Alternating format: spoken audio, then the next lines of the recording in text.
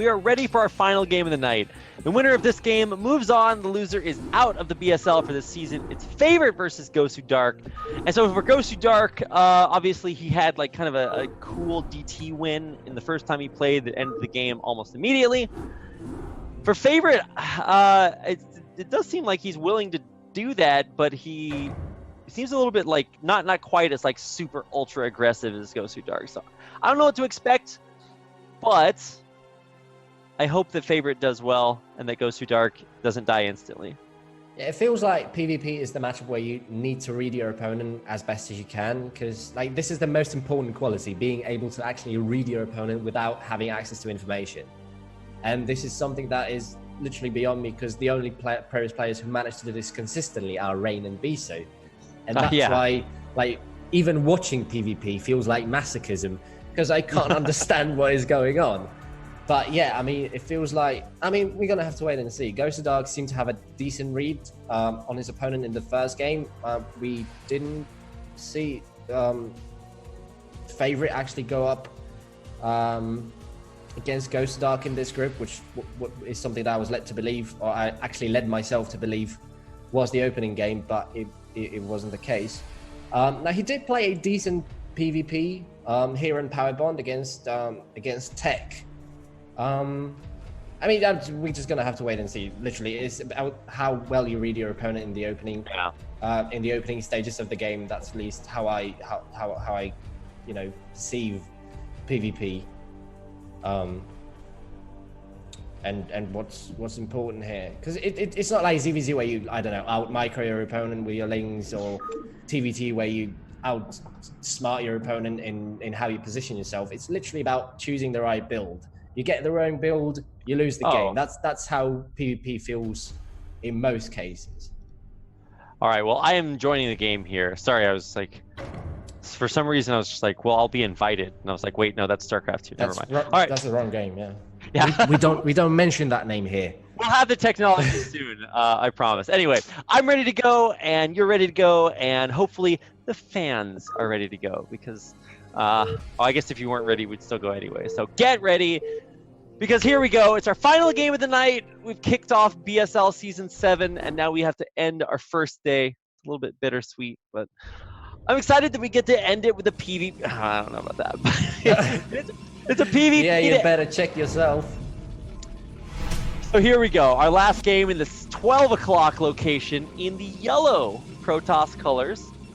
This is Gosudark. And his opponent in the top center at 12 o'clock on Silphit, we've got Favorit representing 3 countries. Yeah, apparently. He's a citizen of the world. Okay. Does he have a citizen of the world passport? Dude, if I could get one of those. So you know the Brood War map, Shin Peaks of Baekdu, right? Yeah. So the actual peaks of Baekdu are on the border between North Korea and China. Yeah. Now, I want to climb the Shin Peaks of Baekdu so bad, and you can do it from the Chinese side, but it doesn't have all the cultural, because it's like the holy mountain of Korea, and it's so sick, it's so epic. There's so much history there, and I can't do it. So give me that Citizen of the World pass so I can go up there and climb a StarCraft map. That's all I'm trying to say. Anyway, soapbox done. We the actual map we're playing on is Silphit, so it is a 3-player map, and I think we've seen it maybe once or twice today.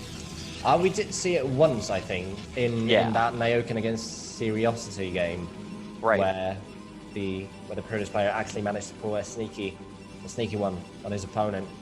Really well played there by Seriosity. I definitely wasn't expecting that kind of result. We're going to have to wait and see if this one is an upset as well. Do you have any favorites here? Because I think we've both stated that we don't necessarily know these players, or aren't as familiar with them as we might have been with the players in the first group. It's kind of a clash of play styles, right? Like they've both gone DT builds that worked out pretty well. Gosudark's DT build just won the game, whereas Favorit's got him a crippling advantage. So for Gosudark, if he wants to go for something aggressive, that's cool. But what could actually happen is both players go for DT builds. And that would actually be really interesting, because it's so cool to see what happens when you both have God units against each other. It's like the unstoppable force versus the immovable object. But Gosudark is actually going for a 2-gate, so exactly the build that Tech was going for, and exactly the build that Favorit stopped in its tracks without any hassle there. Now he's going in the wrong direction, so he's not going to be able to spot that first zealot coming across the map. He's going to reach his base at about the same time he actually. Oh, never mind. He's not moving across the map with the first zealot. But yeah, he could have probably sent it across the map. But he probably wants to pull them, right? Wants to have like 3, and there's only 1 on the other side. But it looks like Favorit is skipping. Sorry, go ahead. I was just going to say, it all depends on if you get scouted. Like, obviously, the last time we saw a 2-gate in the PvP, it was scouted almost instantly. So then you know your opponent's going to have a second gate. You're going to be basically on unit parity, so there's not really a big point to pooling them. But now, yeah, they are pooled, and you're just sending the first zealot forward as sort of like the pre-scout. Obviously, the probe's in there scouting too. But then the 2 behind it are sort of the gut punch. Like, oh, wow, you've got more stuff than I do. Yeah, I don't. He's not going to have enough to beat those 3 zealots there. Riddle me this, Mr. Rappy. Who wins? 3 zealots or a single dragoon? You might want to think of some harder questions there. I'm going to say the 3 zealots. Well, see, here's the thing: the dragoon technically wins, indefinitely, but it requires a lot of time because zealots have infinite health points and don't take damage, especially against dragoons. I love the pylon wall. This is actually so. Oh, I thought it was a wall. Wait, you can just walk between it. Never mind. I don't love that at all. Yeah. So do you go after probes? Do you go after the pylon? Probably not the pylon, right? What do you want to do? Yeah, you probably want to go after the probes. I mean, obviously, because there's another pylon there anyway. Oh, he could actually unpower the shield battery, but I don't think he has sufficient DPS. So yeah, he just wants to go up against the probes and the dragoons. But it feels like Favorit has actually managed the crisis relatively well. He hasn't actually lost any dragoons. He's killed the first zealot. I don't think he's actually lost any probes. Oh, he lost one. Wow. He lost 1. He's pulling his probes back perfectly. Okay, he did lose. 2. Yeah, another 2, 3, 4, but whatever. The zealots are taken care of. I mean, there's 1 left, but whatever. Is he gonna snipe a probe with that 1 zealot? Yeah, he got it. Nice. He's gonna get a second one. 2. Hey, boom goes the dynamite. So that's actually not that bad. That's like 5 probes, 6 probes. Well, yeah, but Favorit now has dragoon range, and his opponent hasn't even started it. He's going for DTs now, so the follow-up might actually win this game. But he's going to have to hold on against those dragoon. Favorit's not actually moving across the map. Yeah, he is now. He just took a little bit of a hiccup there. So that's a rough one. I mean, yeah, yellow versus orange is bad, but white versus orange is pretty bad. Or white versus yellow is pretty hard to tell the units apart. So I'm having some troubles with that, especially on the minimap. So, at least from what I can tell, I believe this is going to be a pretty strong game here for Favorit. 3 versus 2 dragoons is great, but obviously you got to micro against those zealots. Well, yeah, but there's DTs on the way. The Templar Archive is just about to finish, and there's literally no detection on the side of Favorit. He's not even going for a robo. He doesn't have the money. Oh wow, so he's not going for a robo. How do you not go for a robo in this position? I mean, you lose because you lost 5 probes. Yeah, I guess you're right. Well, okay. Yeah, that's. I mean, it doesn't matter that there's no justice in this world.